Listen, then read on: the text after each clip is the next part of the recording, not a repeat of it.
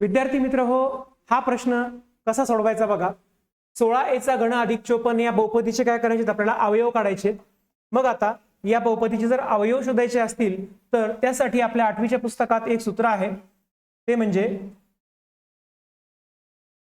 a चा घन अधिक b चा घन बरोबर पहिल्या कंसामध्ये आहे बघा a प्लस b आणि दुसऱ्या कंसामध्ये a वर्ग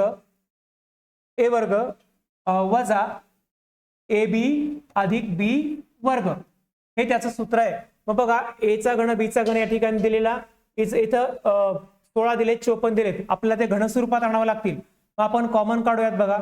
कॉमन जर काढले आपण तर इथे 2 आणि इथे 2 जर कॉमन काढले तर 2 8 16 म्हणजे 8 a चा घन आणि अधिक इथे 54 27 दुने 54 म्हणून इथे 27 येतील.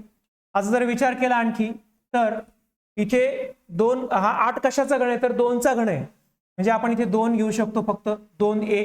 आणि 27 कशाचा घन आहे तर 3 चा घन आहे.